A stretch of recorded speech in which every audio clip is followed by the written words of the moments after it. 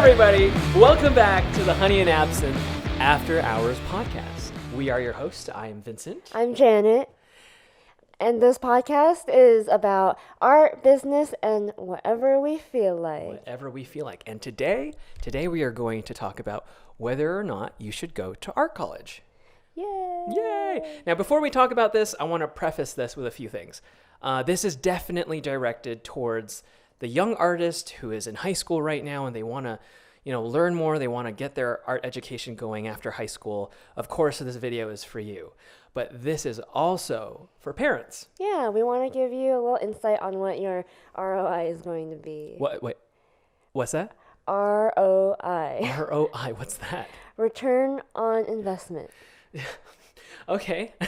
Well, another thing I should say too is I don't know anything about numbers. I like to draw, I like to paint, I like to play guitar. And that's all I care about. I don't know anything about algebra, or I don't know anything about economics or calculus. I don't know anything about that. So that's me.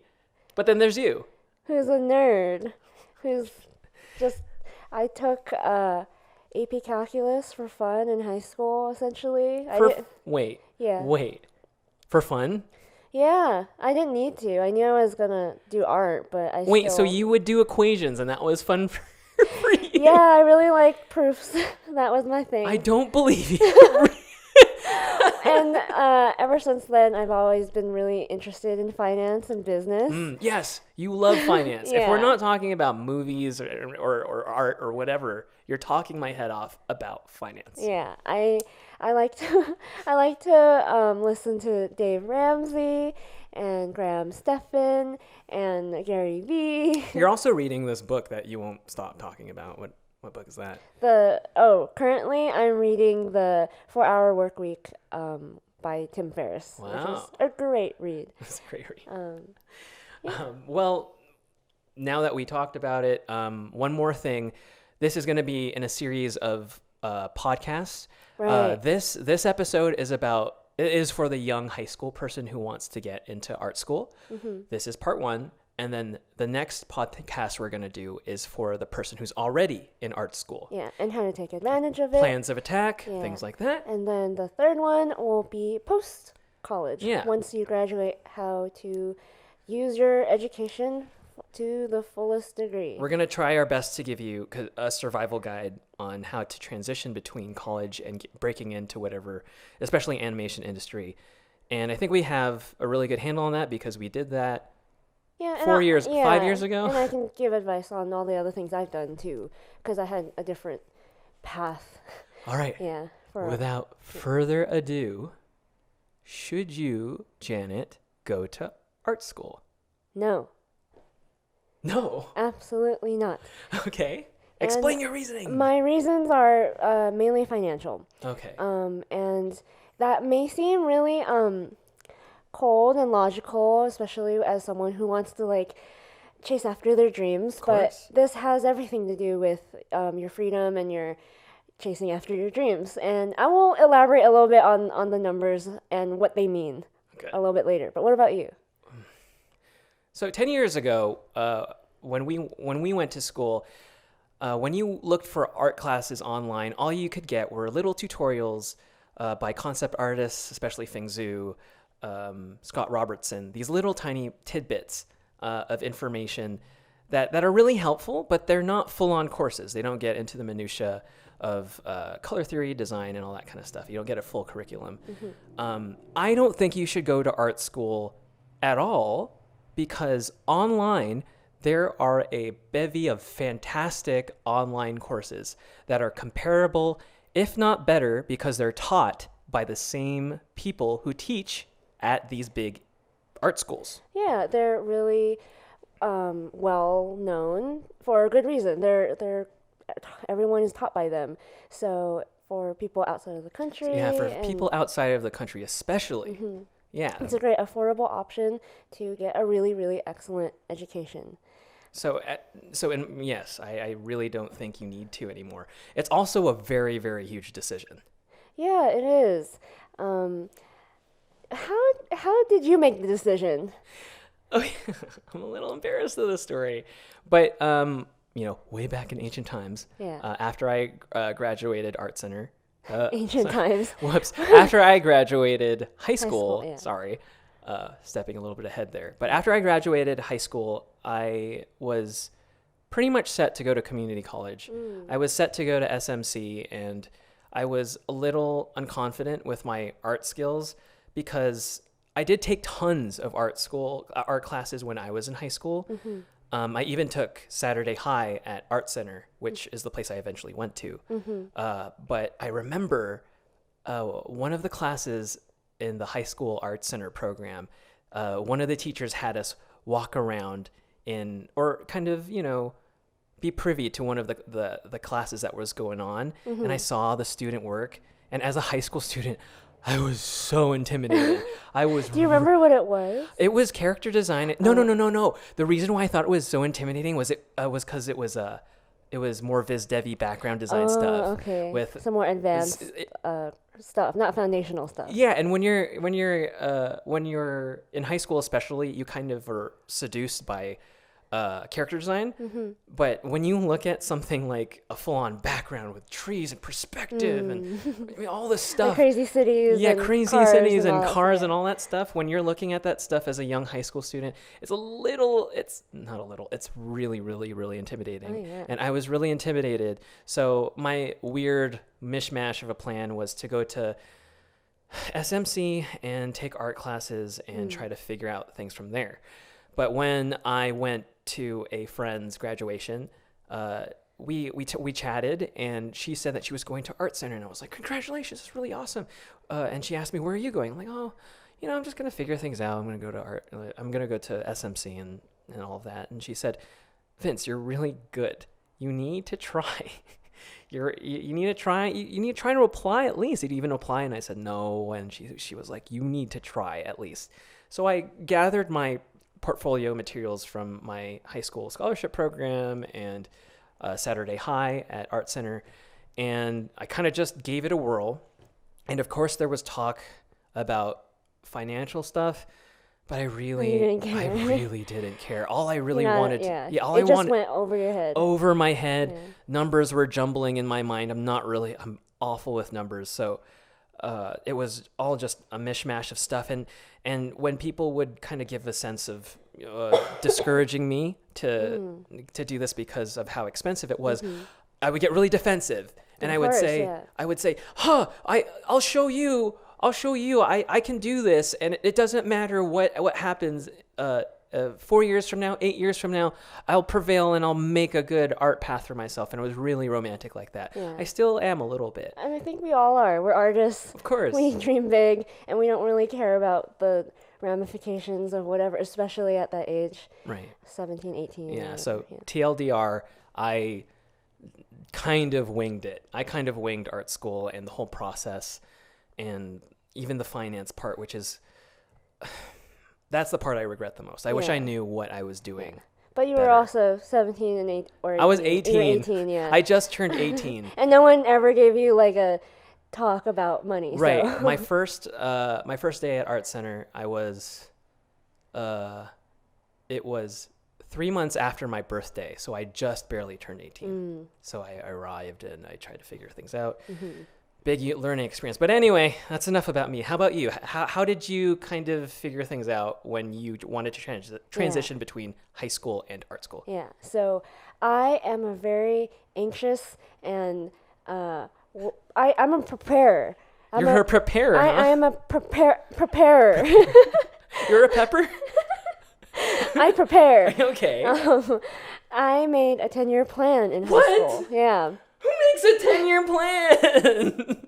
I made a 10-year plan for myself because... Truthfully, that's really responsible. That's really responsible. I really like that. There were a lot of things that were kind of up in the air until I wrote it down.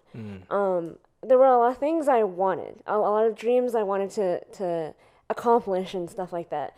And I knew that in order to accomplish those things, I needed to write them down first and plan it out. How did you get inspired to do a 10-year plan? Because that's such a...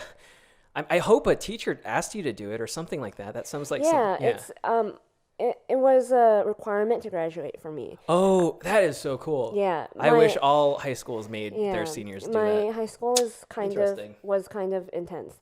I went. Where did you go? I went to Arcadia High. Arcadia High. Apaches? Yes. Apaches! Go Apaches! Go Apaches! Oh my god. Apaches represent! Oh god. And that school is full of really, really intelligent, smart people, and I had to compete with them, like a lot of people who went to Ivy Leagues and that kind of thing. So one of the requirements to graduate, I think for everyone, was to make a tenure plan and a presentation and interview people in the industry that you wanted to work in. So I did that. I made a tenure plan, and I treated it very, very seriously. I made it like a dissertation. So let's say there's a high school student who's listening right now who really wants to do art, or maybe not. Maybe they're listening to this just for fun. How do you make a tenure plan? What are the things you think about? So what it basically is kind of like a chart where you list like year 1 through 10, and then you have like a column for each year, and you write out what you want to accomplish in which year. So for me, I treated it like a dream plan. I didn't take it like so literal, I guess. I threw everything in it. Like I wanted to shoot from the moon and land amongst the stars. And even if it didn't pan out that way, it's fine. It's my dreams. It's not that serious. So I'm sure the first few years of that tenure plan are more tangible, like goals you can attain. It was easier for me to figure out. So like I knew that I didn't believe all the weird requirements of getting an internship. Like a lot of people say you need a year or 2 years of being in college before applying to internships, or whatever random number people throw up in the air. I didn't really believe it. I thought, why can't I apply for an internship whenever? So I knew that I wanted to apply for an internship and get an internship as early as possible. So that's all reasonable? Yeah. And so what were the big ones? The big ones were like, I planned after college. I knew the amount of time I would have before I needed to get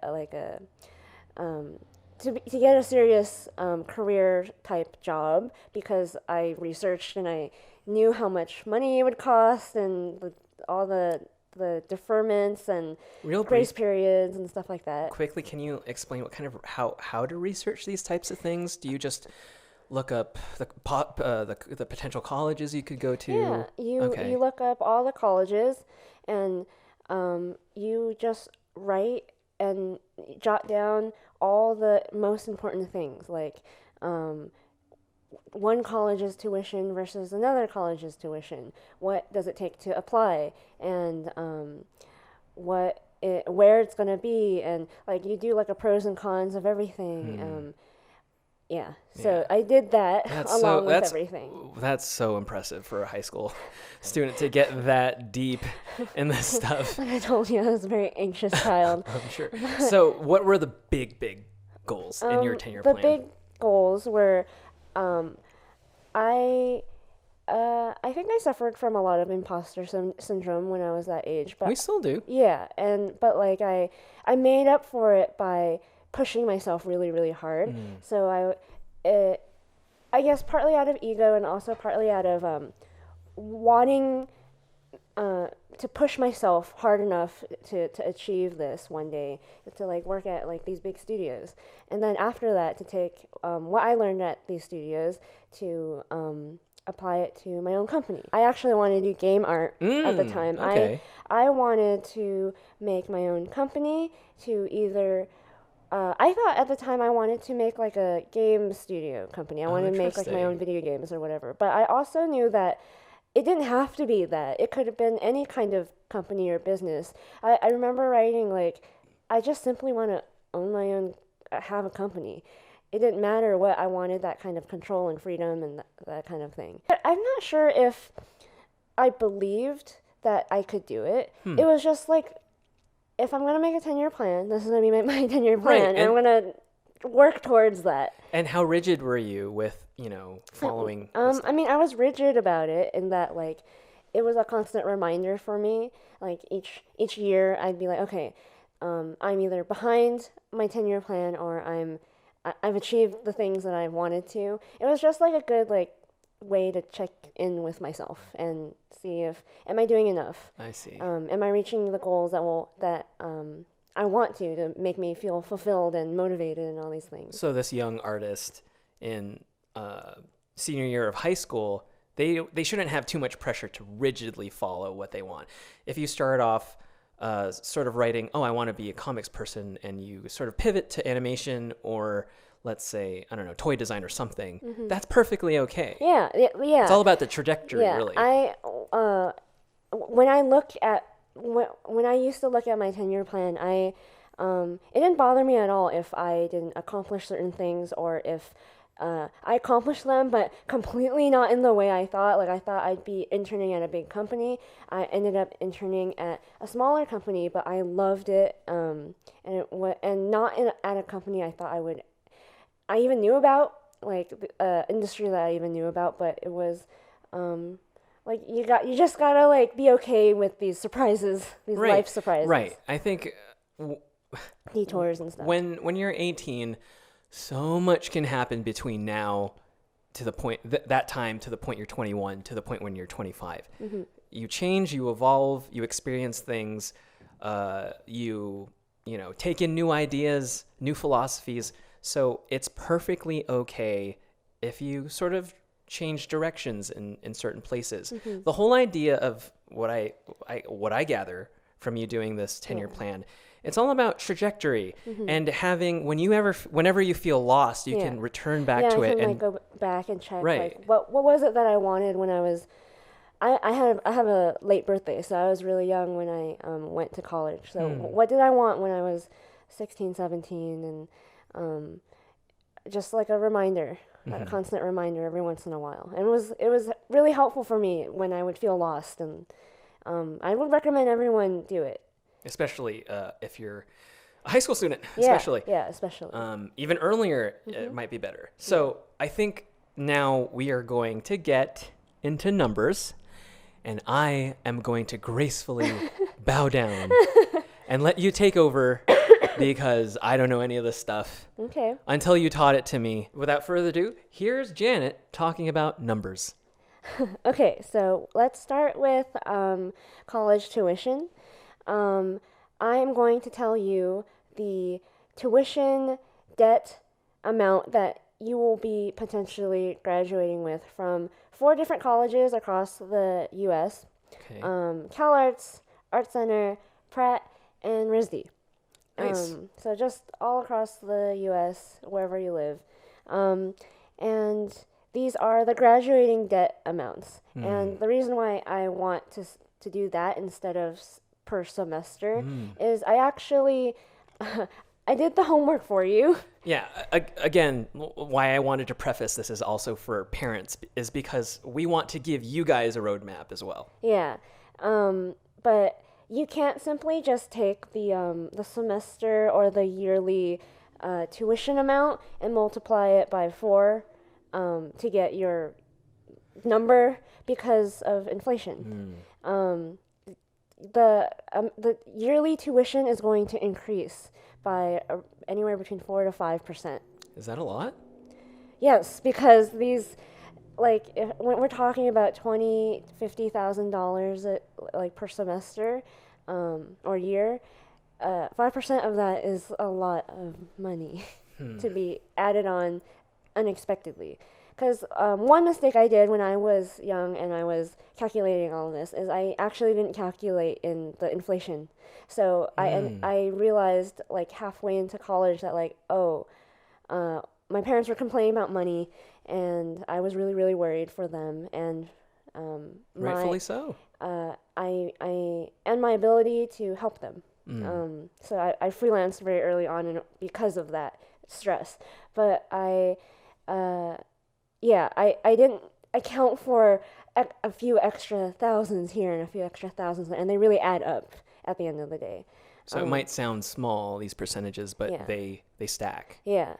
So let's begin. Let's start with CalArts. Okay. Because a lot of people want to get into animation. Animation's really big right now. So CalArts, your debt amount, let's say you don't have any financial aid or anything, and you just take out loans, it will be $228,000. $228,000. That's really hard for me to perceive with my mind, my jank mind. Think about it like you can buy a condo in LA with that money. Condos in LA are really nice. Yeah, that's like a starter home for a lot of people. Wow. Yeah. Could you buy a house somewhere out of state too? Yeah. And like not in like a big city like LA, out of California, you can buy a nice house. Okay, so that kind of gives me an idea of how much this is going to cost. That's pretty loony. Yeah. So the next school is Art Center, which is the school that we both attended. Mm-hmm. So for these numbers, these are a lot more detailed because we have a better understanding of how that school works. So if you go to Art Center for 4 years, it's going to be $191,000. That's all. Okay. Yeah. So a little bit less, you think, but actually, it's very hard to graduate Art Center in 4 years. A lot of people don't tell you this, but once you, as a high school student especially, it's virtually almost impossible. Why is that, more specifically? Because there's so many classes required every term in order for you to graduate. You can't possibly take like 6 classes every single year. I think more specifically, you can't take 6 studio classes. Yeah. 6 5-hour long classes. And to paint a picture of what, a studio class is, this is a class where you're required to get something done by the end of next week. So something that didn't exist before, let's say a still life or a VizDev drawing or a storyboard sequence or something. Or 3 backgrounds or whatever. And you have 6 of those. You have 6. Yeah. Imagine, let's say a typical class of, let's say, background design takes the average student about, I'm going to estimate, anywhere between 10 to 20 hours. Yeah, of homework. Right. Yeah. So normally, like in normal colleges, you sit there and you study. Yeah. You can cram, you can bullshit an essay. Yeah, but in art college, you have to sit there and you have to make something that wasn't there by next week. And you have to learn how to do it. It's not like you already know how. Like if we had to do something, we've already did the learning, so it wouldn't take so long. Right. But then you have to learn how to do it, and then you have to execute it really, really well. Sometimes you scrap it all together just to start it all over again. Yeah. Yeah, so it's a trial and error thing too. So imagine if you had just one of those classes. Imagine you have 6 of those classes. Yeah. And not only that, it's not like studying, it's more like it's manual labor at a certain point. Yeah, at a certain point, it's just repetition and doing. Right, so this is why it's virtually impossible to get it done in 4 years or less. And I know one person in my class or whatever it is who's done it, but do you know anybody? They all had degrees previously. So they were able to transfer their general education credit. And even they had to be in school for the entire 4 years because there was one term I took 6 classes. There were 5 studio classes and 1 general like essay writing class. Yeah, and I remember that. I don't remember it because I pulled so many all-nighters. I had a breakdown. And I literally cannot remember much of that It's year. A blur. It's definitely a blur. Semester, especially those first few years, for sure. Yeah. So that means you need to tack on some more money to that end of like graduation sum. So it's more. What is it more like? It's more like $218,000. So it's closer to the amount you're paying at CalArts. Still a little bit less, but not really, depending on your major because of supplies and all that stuff. The next goal is RISD, and you will be owing $223,000. $223,000. Yeah. Very similar to the CalArts amount and Art Center amount. These price tags, I guess, are all very similar in price range. Very expensive. You can definitely buy a house with this money. Yep. And then Pratt is $231,000. That's also really It's the most expensive for some reason. I actually thought it would be Art Center, but it turns out it's the least. Interesting. Yeah. Huh. There's more. There's more. There's more. Wait. There's more in terms like you have to pay more? Yeah, you have to pay more. Okay. So you think that this $200,000-ish sum. So let's just like, average all these four. Yeah, it'll be schools. like almost $225,000 around on average. You're not taking into consideration money for supplies and cost of living. So. Right. Yeah. I hadn't even thought of that. Yeah. So if you are an illustrator, you gotta buy paints, which are really, really expensive, and canvases and that kind of stuff. Eventually, when you start learning digital programs, you have to buy the laptops and the tablets and everything on top Art of supplies. that. The software, and that's the budget that they have on the websites that they recommend. You have, I think it's like something like $1,000 per semester, but you can easily go way above that. I'm going to spitball as many supplies as I can. You ready? Yeah. Here we go. Laptop, Photoshop, Illustrator, paints, not just paints, gouache paint, oil paint, acrylic paint, and if you're fancy, casing, watercolor. If you're bougie. Watercolor is expensive. You're bougie. Yeah. Oil paint's bougie. You can get some the Grumbacher. It's not so bad. So, on that topic too, brushes, canvas, stretched, already stapled canvas, draftsman paper, vellum, sketchbooks after sketchbooks after sketchbooks after sketchbooks, pencils, mechanical pencils, markers. And they're not like number 2 pencil. They're These aren't 99-cent pencils. Nice pencils that cost maybe $3 a pencil, and you go through them like nothing. Right. And you still have art books.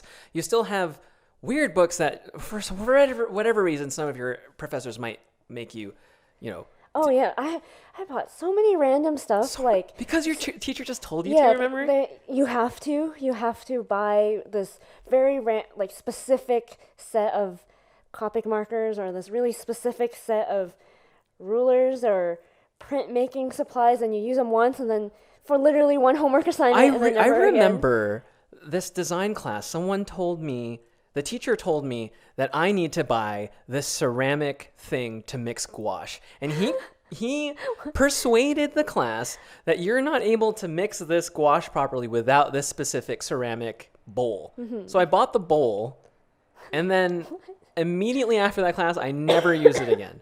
So I mean, that's as much as I could think of from the top of my head. Yeah, and that could be all in one semester. Right. So that's easily like thousands and thousands of extra dollars you need to have. And especially if you, speaking from experience going to Art Center, your most expensive time is going to be the first 2 years, because those are foundational classes. You're going to be buying traditional paints and all of this stuff. I like, even though that's such a burden on you, I believe that you need to do it. Traditional is super important, but it's a burden on the wallet. Yeah, I mean, depending on the major too. I mean, I feel it's probably cheapest for someone like an illustrator, or someone in animation or whatever. Right. Like learning in an animation degree program. But if you're like a film student or a photography product, industrial design, it gets more expensive. Yeah.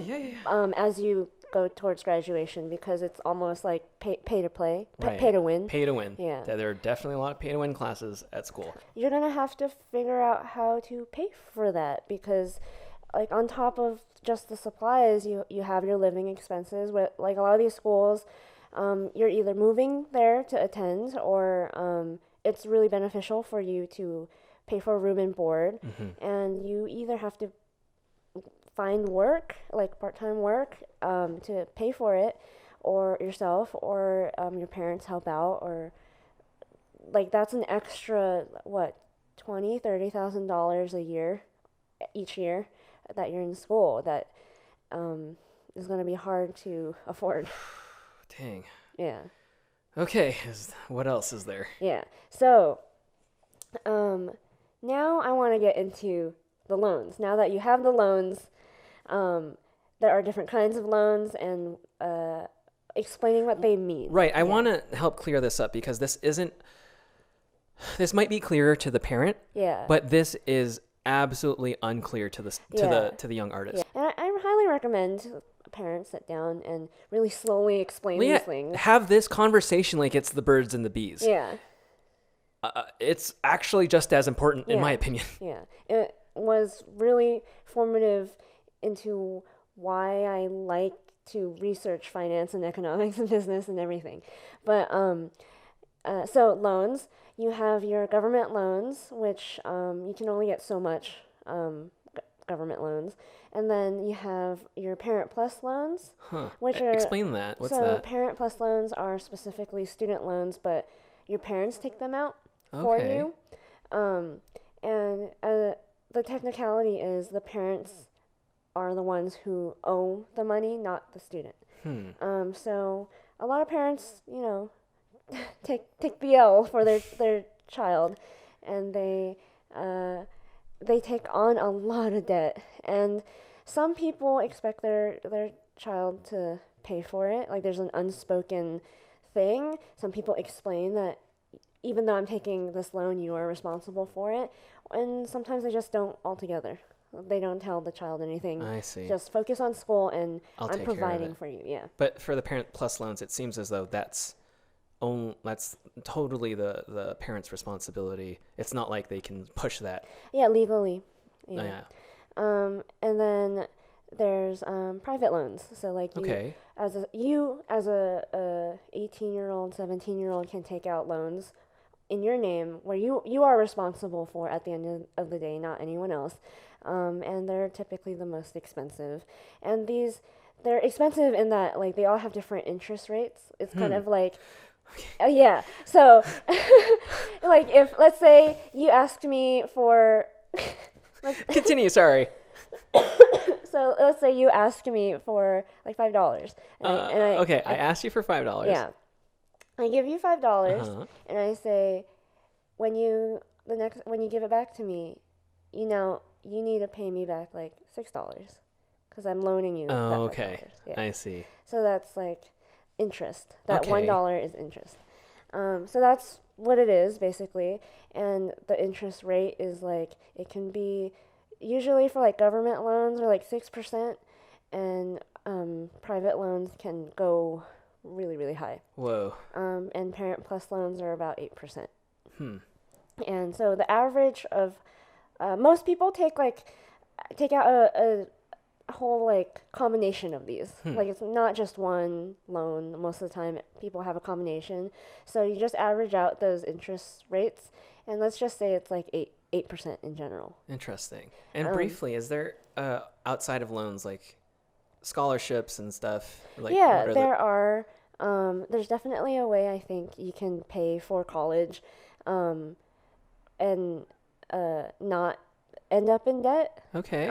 Like I had a lot of I hustled really hard before like I was qualified enough to get like an internship, a paid internship, and start freelancing.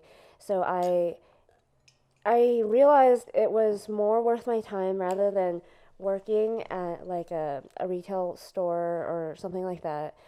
And I used my time to find scholarships and contests, and I applied to those to get a lot more money than I would have if I just worked. Dang. Yeah. The hustle. I love it. It was hard. Okay. So there are ways. It's very doable, but it's going to take a lot of work and also knowledge and know-how and research that, honestly, like I couldn't like come out of college with no debt. Like it was really hard. Yeah. So yeah, all these different kind of loans. Okay. With their interest rates.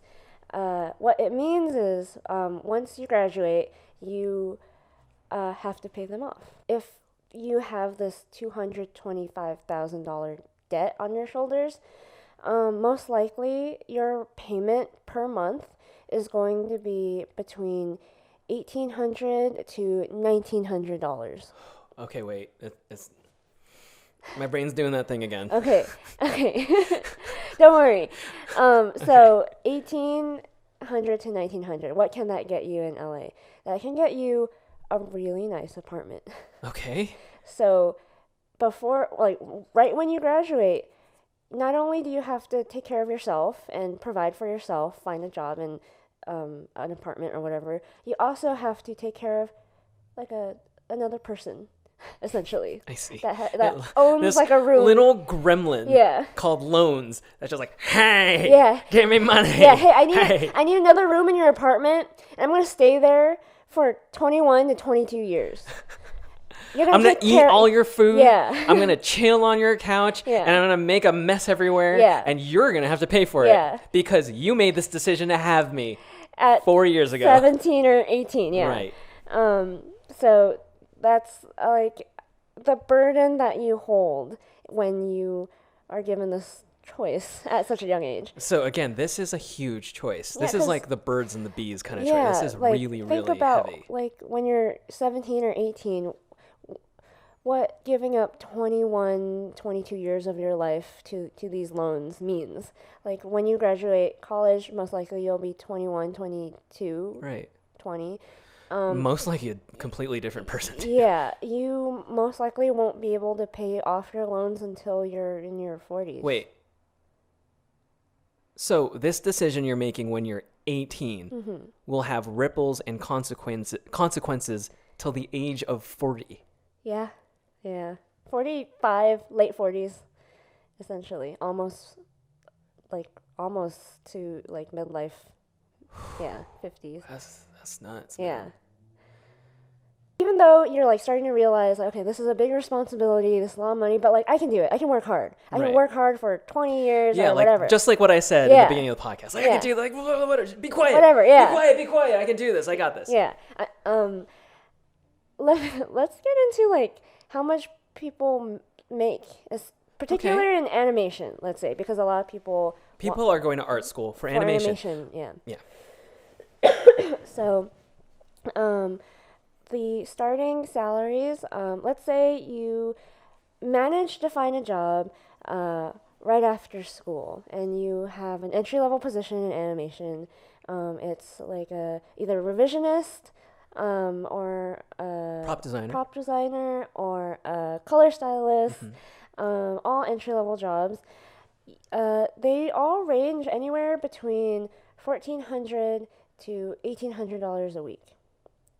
I don't know math that well, but that doesn't sound like it's a good thing for you. you. Like for example, like for me, when I got my first job in animation, I got paid $1,500 to be a revisionist at DreamWorks, and then $1,800 at Disney. And there's a huge difference there because at DreamWorks, I was working on a streaming service show, like a show that would be aired on Netflix. And then at Disney, I was working on a show that would be on television, on network television. So the way things are now, there's like a 30% difference in pay when you do that. Yeah. Wow. But aren't most TV shows kind of transitioning into being a streaming service? Yeah, which is like it's becoming the norm that people are getting paid less and less. Well, that's for another time. Yeah. But I've heard it as low as $1,400 for a revisionist. which is pretty low because when you say like, okay, I am making $1,400 a week, but my student loan payment is like $1,800. It doesn't even cover like one entire week of work doesn't cover your loans, but you still need to eat and you need to provide for yourself and you have a place to live. And off the top of my head, you need to eat. You most likely need internet. Yeah. You need to pay for your water bills and all that stuff. Yeah, and energy car bills, insurance, gas. all the things. Gas in LA. Yeah. Gas in LA. So it's bad. Yeah, so I know a lot of people, especially young people who haven't gotten paid that much before in their life. It seems like a lot of money, but it's actually not because of taxes too. Ooh, okay. Yeah, you get about 25% of your paycheck taken by the government every week. Income tax! Yeah. So for me, when I was making, I think $1,600, I eventually got like a few raises every year. My take-home pay was actually $1,400. So, like, don't be seduced by this larger number people give you. You have to like calculate it. So just to compare it, to make it kind of clear for everybody, so how much altogether do you make a month, let's say, as a storyboard artist, and how much are you paying for your loans every month? So I like to think about it in percentages because I think it makes more sense to a lot of people, especially for people outside of the U.S. Because it's all about cost of living. I see. And it's really expensive to live here. So, like I said, in LA, a really, really nice apartment can be $1,800 to $1,900. Right. You, me, and the two cats used to live in a studio apartment, as a studio apartment room as big as a living room, and that was in Burbank, downtown Burbank, $1,500. $1,300. That's right. Yeah. But we still needed internet and all that kind of stuff on top too. But we did that in order to save because of our debt and stuff like that. Of course. And that it was such a small space and it was very claustrophobic and it affects your mental well-being at a certain point. And so some people have roommates or whatever, but like some people really like having a nice apartment and they get like they choose to spend their hard-earned paycheck on a nicer place. So the average living expense cost in is around 50% of their income. So you're not taking home a lot. No, because your loans, if you're getting paid $1,600 a week, your loans are 40% of your monthly income. 40. And if your living expenses are 50%, you only have 10% left to either save or what if there's an emergency? What if and it's going to be really hard to save. There's a lot of things that happen. You get carpal tunnel. You get the flu or something. Yeah, it's or you want to save like an emergency fund or whatever. It's going to take a really, really long time to even save for an emergency. Like you're prepared, but you don't even have the money to pay for it. So you have to end up like living really, really cheaply just to be responsible. And this isn't even including like saving for retirement. Between the time you graduate and the grind to the time you're 40, what's that going to look like? Where it's going to look like you spend all this time just trying to make ends meet to live, and then you have this debt that is on your shoulder preventing you from doing life things, essentially. Like when you have 40% of your income being taken away, that affects like when you're going to get married, when you're going to have children, if you have children, if you believe that you can buy a house even. Like I know a lot of people our age who think that it's just impossible because of their crippling student loan debt. And that's why like I say that I don't really recommend you go to art school because of the financial cost of it, but it's not really necessarily the financial cost, it's your life cost. Right. And to me, as you're saying this stuff, the biggest cost to me is the freedom. Yeah, like what happens when you have this $1,800 to $1,900 that you have to pay every month? You become really dependent on having a job, and you're frightful of losing it, getting laid off or something happens. Because it's not easy for you to keep going if you suddenly your show is ending, or right. We should probably talk about this too. So in animation specifically, you're not going. Chances are you might not even be hired on the same show longer than 6 to 8 months. Yeah. After 6 to 8 months, you're going to have to go through the entire process of shopping your portfolio, and doing the horrible duty of doing tests just to get back into the game. This isn't something where you get in and you stay in. This is something where you constantly get in, you get out, you get in, and you get out. Yeah. Sorry. It's okay. No worries. So that affects your freedom, I guess. Like, you want to give yourself the ability to turn down a job if you don't like it, or if you really don't like your job and you want to quit. If your job's abusive. Yeah. It affects your ability to quit because you need that paycheck. Right. If you want to make a career change, let's say, like you decide... If you want to make a personal project. Yeah. If you want to quit and start a business. Yeah, it's going to be really hard, and you're going to keep putting it off and putting it off because financially it's just not possible. Yeah, and to put this in perspective again, you will change between the time you're 18 and 21.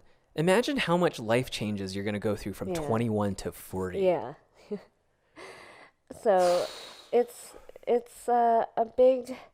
Like, again, we said, it's a huge decision for someone at 17 or 18 to make all on their own without knowing all these things.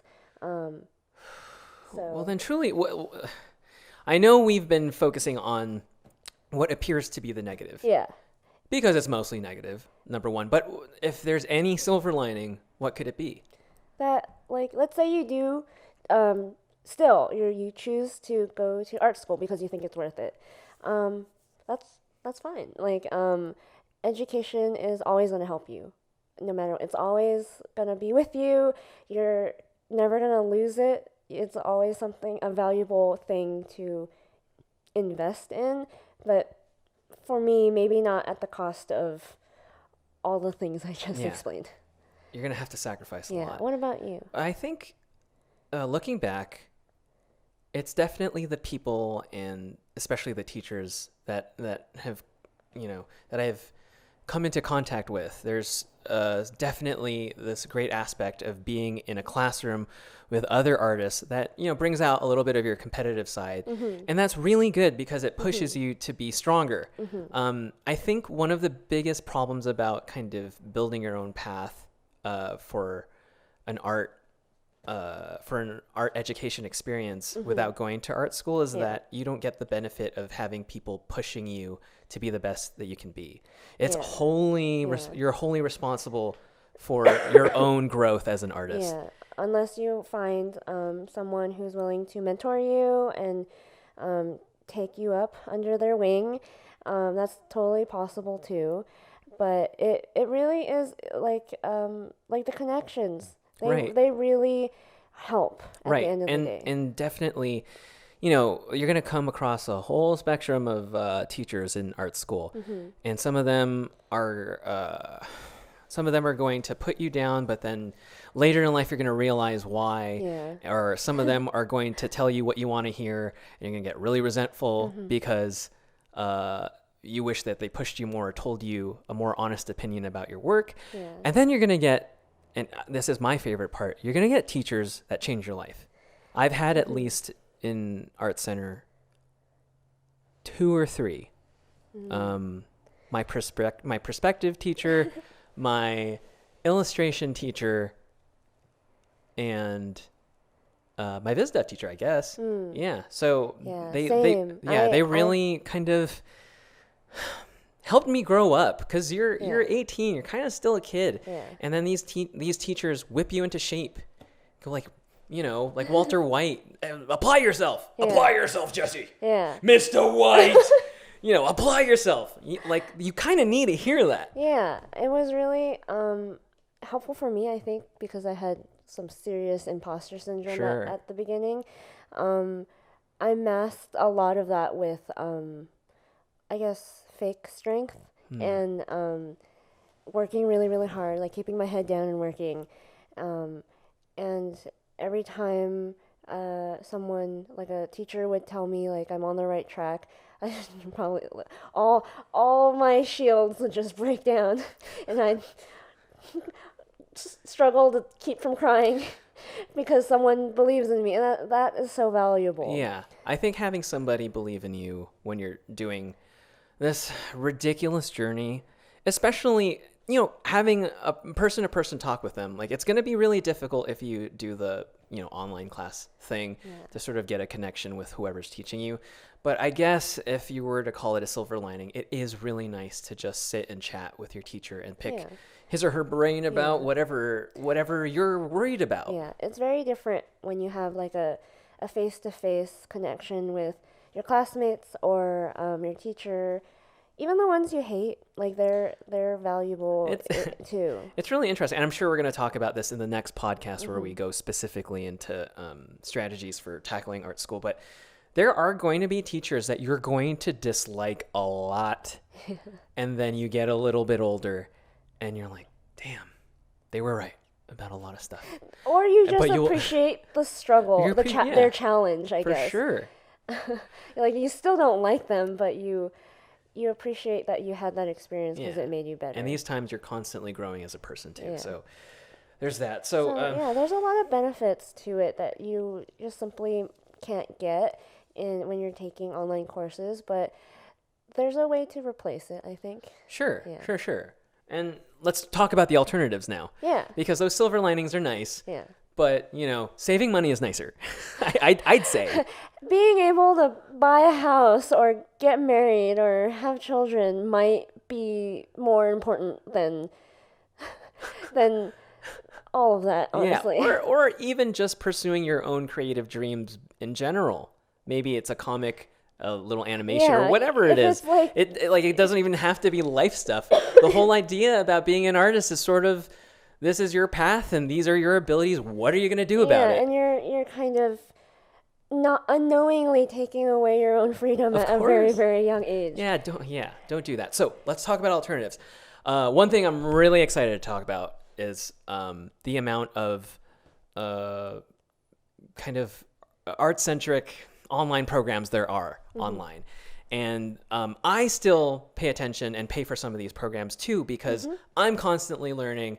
I haven't stopped learning after I graduated. It's still a deep passion of mine to keep my skills up and to keep them from atrophying. So the one program that I recommend for people, even in high school, even if you're a freshman in high school, and I got really into art when I was a freshman in high school. The one program I recommend for people starting out is this online service called New Masters Academy. And the reason why that program is super important is because fundamentals are everything in this thing, in this game or this journey. Every single day. Single day. It doesn't matter if you're going to do really long board sequences. It doesn't matter if you're going to make these really long-winded paintings for corporate overlords or whatever. Like beautiful illustrations or whatever. I still continuously go back. Of course. Do my figure drawing warm-ups in the morning, or we both go to workshops all the time. So the reason why New Masters Academy is really great is because there are teachers who give you college level, these prestigious college level class, like fundamental classes, online for a fraction of the cost, and you could take them from the comfort of your own home. And from wherever, as long as you have a internet connection. Yeah, for sure. And one of the best things about it is, especially here in Los Angeles, you're going to, figure drawing is everything. You're going to encounter a lot of people who teach figure drawing, but they all, especially in the animation industry, they all kind of are connected to one person. And that one person is Glenn Villepeu. And he has a metric ton of figure drawing courses on New Masters Academy. Also, New Masters Academy has my favorite teacher who I've he is the smartest teacher I've ever encountered. And he teaches composition, painting, all sorts of stuff on New Masters Academy. Make sure when you, if you're interested in that program, look up Bill Perkins's composition classes and painting classes. I went through the entire Art Center experience without taking one of his courses, and I caught wind that he was teaching again. And I went back and I sat in his class, and I thought I knew most of everything. I thought, like, okay, this might be review, because, you know, you take, especially post-college, you take a lot of classes and you're like, oh, this is just review. Yeah, especially, I think that class you took was a foundation class, right? Oh, it's an animation cinematography class. Oh, okay. Yeah, so it was mind-blowing. Like, it changed my life, and it totally reoriented how I look at art, how I look at design, how I look at cinematography, movies, blocking, etc., lighting, etc. Yeah. So New Masters Academy is a fantastic resource that is not nearly as expensive as going to an art school, but you're going to get the same potent art knowledge as everybody else around here. Yeah. So that's number one, and I'll get into number two later, I guess. Okay. Well, for me, I recommend Aaron Blaise's online course. Art Center isn't known for storyboarding. It's not. So the most we learn about storyboarding is storyboarding in terms of like people, usually. Like, we don't have a lot of like animal drawing classes at all. So when I mostly perspective mech, all that kind of stuff. Yeah, like designing we're pretty good at drawing cars and setting environments and perspective and all that kind of stuff. And then I took a lot of workshops, so I got pretty decent at figure drawing.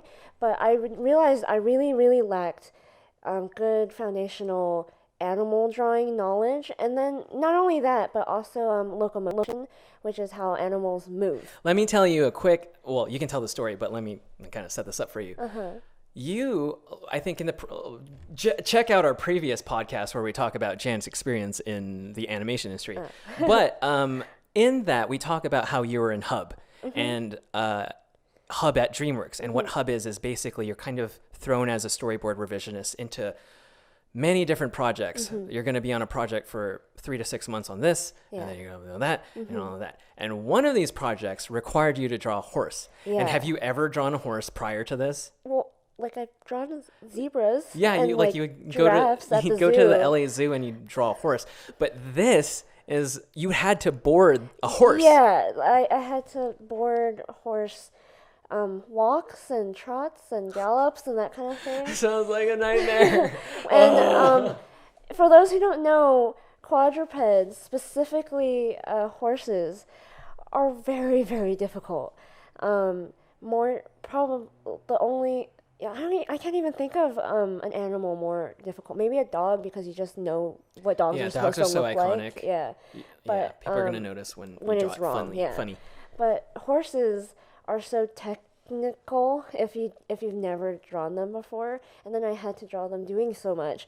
And when I was told I was going to be helping out the show, I freaked out. Yeah. I was like, I'm so nervous. You've drawn a horse once or twice, but now you're going to have to fully animate a horse. Essentially. And I think before you got into this project, you had sort of like a 1 week grace period, or like a kind of a... Yeah, like a period of time where I was transitioning between one Hub show to another. From a show to Hub, yeah. So I took the time to watch every single one of Aaron Blaise's horse videos. And I drew along with him, and then he has this amazing series on each different kind of horse walk, and he explains the proportions and how the hip moves and how the head bobs and everything. So I took that week or 2 weeks, I forget how long it was, to animate a horse. Literally animate a horse. Even though I didn't have to, I was just boarding. I animated a horse walking. I animated a horse running. I animated it like trotting. And then I also realized, like, okay, now that I know how like they move, it's time to be able to pose them in really dynamic, different perspectives. And like, if you've ever drawn a horse like from the front or the back, it's very awkward because of the way it's proportionate. So like, those classes help me so much that I realized, like, oh, there's so many other animals that I don't know. Right. I remember we would cafe sketch around this period, and I was practicing my own thing. And you just sat there with your Sharpie and a sketchbook, and you just sat and drew horses like crazy. So now I can knock out a horse from memory. It's so amazing.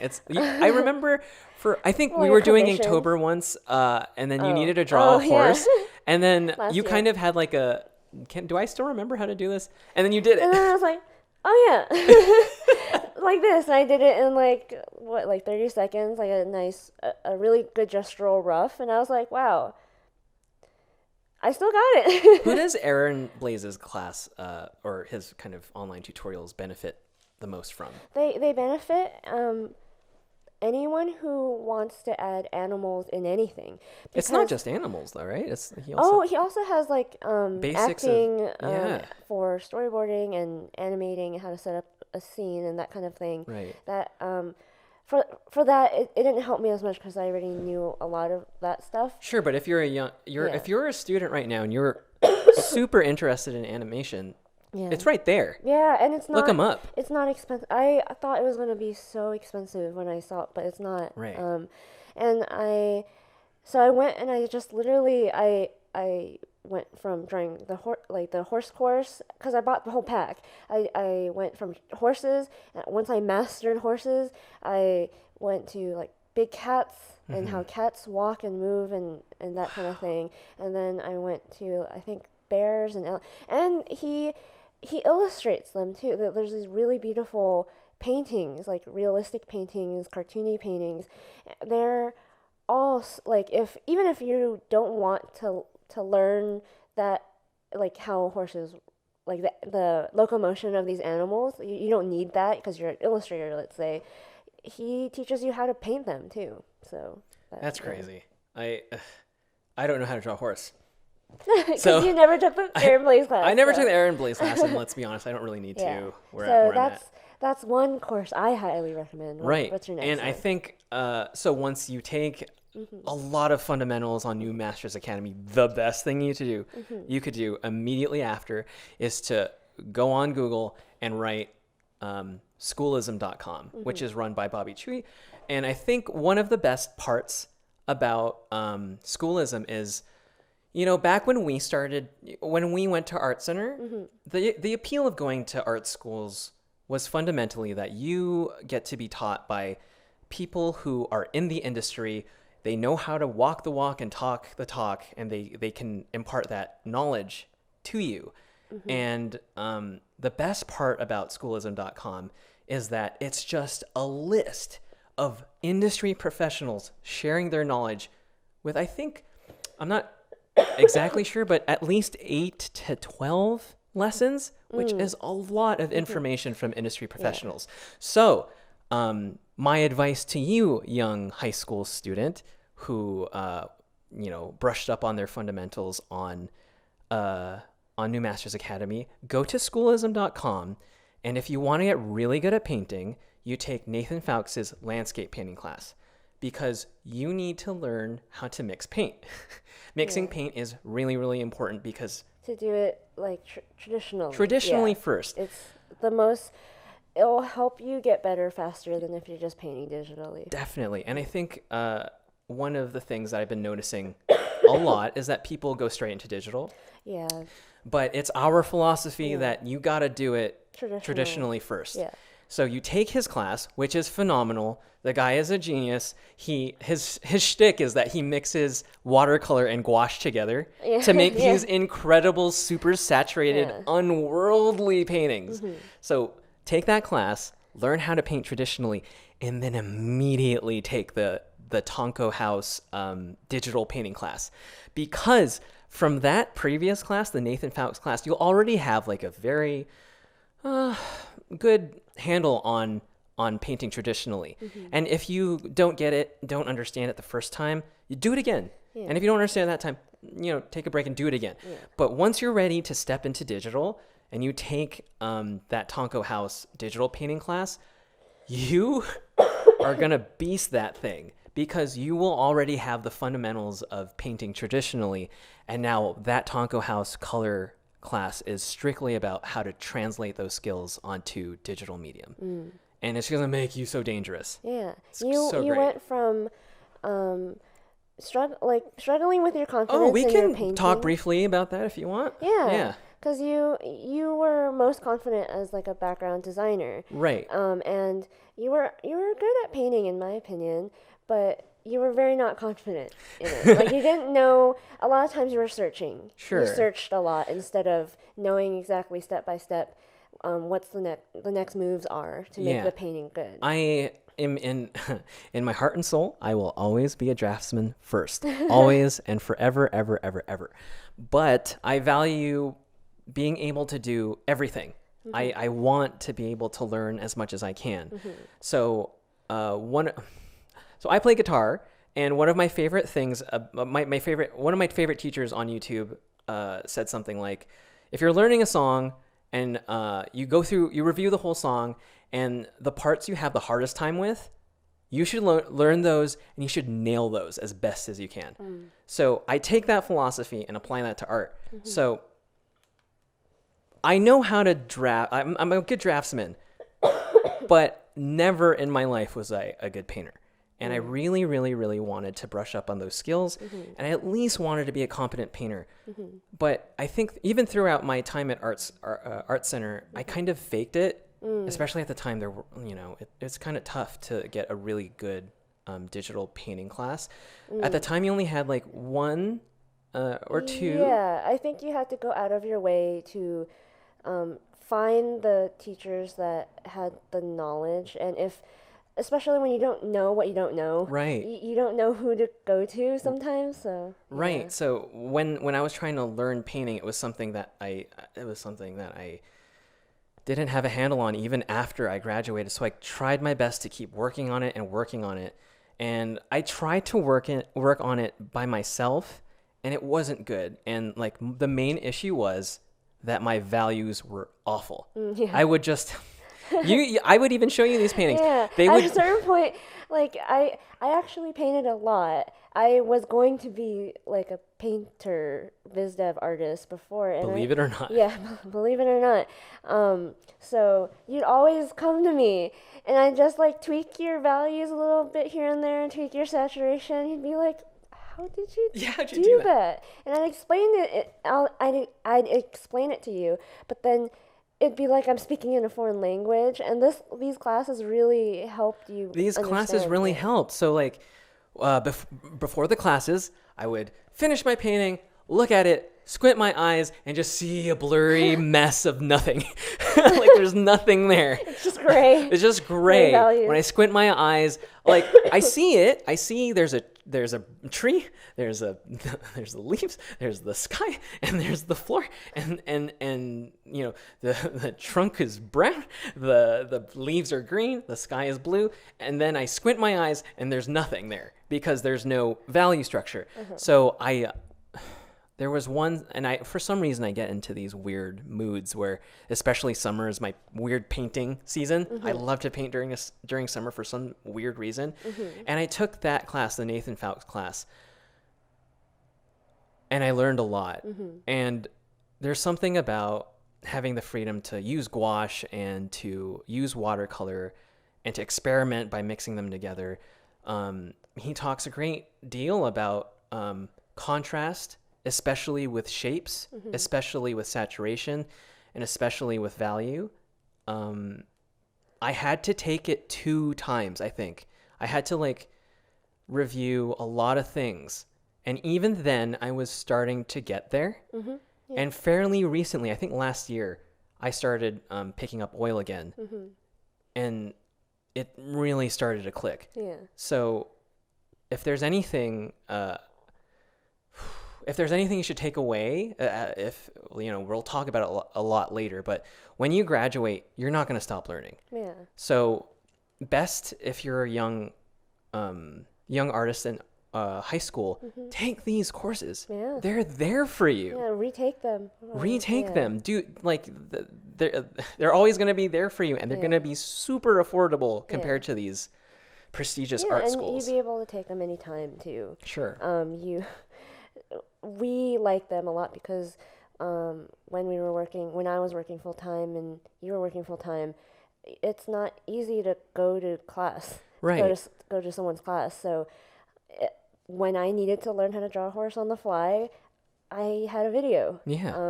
To figure it out for a job. So it's not just like education doesn't end once you're done with school. School only lasts for 4 years. Being an artist is your entire life. Yeah, and like the value that we got from art school is it taught us how to, in a way, find these things out for ourselves. So like if we ever wanted to learn how to do anything, we would know how to get there. I don't know what it was about our school specifically, but you're right. If there's anything that I took away, it's my ability to, whether it's dribbling a ball or cooking with you or playing guitar, there's something about the process of learning, not knowing how to do something, figuring out the process of how to get to the point you want to be. And I guess that's like a really good benefit. The more skills that we've accomplished or like learned, the next skill that we just happen to be curious in gets easier and easier to learn. Is there anything else? Any other alternatives? Yeah, so we've talked about like foundational classes. We've talked about the more animation-centric animation. stuff. So I'd like to recommend, completely out of left field, creative business online courses. Whoa, explain that to me and everybody else over there. Yeah, so I highly recommend look up The Futur. The Future! By Christo on YouTube. Mm-hmm. He was one of my mentors. Oh, okay. I interned at his production company, Blind, and now they're running The Future. And okay. essentially. And he taught me everything I know about not necessarily business, but how he runs his business, and how he taught me a lot about being a freelancer, working full time for him, and like the prices to charge, and a lot about branding, advertising, marketing, because it is essentially kind of like a production company for advertisement. And I can't recommend his programs more. So elaborate, what is there to learn from like a young artist or even somebody in college? Yeah, so as an artist, we tend to be really, really bad at business. Yeah. Why is that? Because all we care about is creating the art and that kind of thing. We don't want to deal with the marketing the and money the numbers and and all that stuff. We want to focus on the artistry. Yeah. But there's nothing wrong with that too. It's just how we're built. Yeah, that's how a lot of us are, how we are. But if you take your time to learn these really difficult skills for artists to learn in his online courses or his membership programs, I guarantee you will be a much happier artist. Wow. Because it'll teach you how to deal with bad clients. It'll teach you how to presentation skills, right? Presentation skills. How to charge and how to upcharge. Negotiate. And how to all these things. That's something a lot of artists aren't so good. He mentored me a lot when I interned for him. Right. And he is my inspiration. Okay. So yeah, take his classes. They're basically, the best I can describe them are creative business courses. And another note on that, if you're in high school and you haven't taken it already, it'd probably be a really good idea for you to take an econ class and a business class. Even if like maybe, even if you don't understand it at the time, just take it. Yeah. Remember, even if you're in high school, these things are reoccurring. Yeah. You're going to have your college business class, Yeah. and you're going to have to deal with business after At college. least I don't know of any other school that had a business class except for ours. We had a business class. I know. Oh. But do other art schools have? I don't know. I don't know. We'll have to look into that. But yeah, it'll be helpful for anyone, no matter if you want to work as an employee, no matter if you want to work as a freelancer, no matter if you want to start your own business or consulting service or whatever it is, you should learn those skills. And he is, in my opinion, one of the best people out there to teach them out there right now. That's really awesome. I need to check that out. Is there anything else that you want to mention? Well, let's do like a little primer for the next episode. Sure. So we went from high school to art school. And our next podcast is going to be for people who are already in art school. Yeah, so let's say you went to art school. We have lots of advice for how to move forward, how to make the most of it, how to really take advantage of that really expensive education. Like get the most out of that hard experience. If you're gonna pay like a lot of money, $250,000, you got to make it count. Yeah, and it's gonna be a podcast full of advice that we wish we knew. We wish we knew before we graduated. Because if we knew we had these options, I think it would have prepared us a little bit more, either to get a job, to figure out what kind of job we wanted, and yeah. Please subscribe to our YouTube channel at Honey and Absinthe. At Honey and Absinthe. Yeah, where else can people find us? Hopefully we will be on Apple Podcast by now. Okay, hopefully that'd be pretty sick. To hear this, and find our website full of our merch. So if you want to support us, at honeyandabsinthe.com and Honey and Absinthe on Instagram, and honestly, Honey and Absinthe on everywhere. TikTok. Yeah. All right, that's it for our podcast, everybody. We'll see you again next week. Take care of yourselves. Bye-bye. Bye-bye.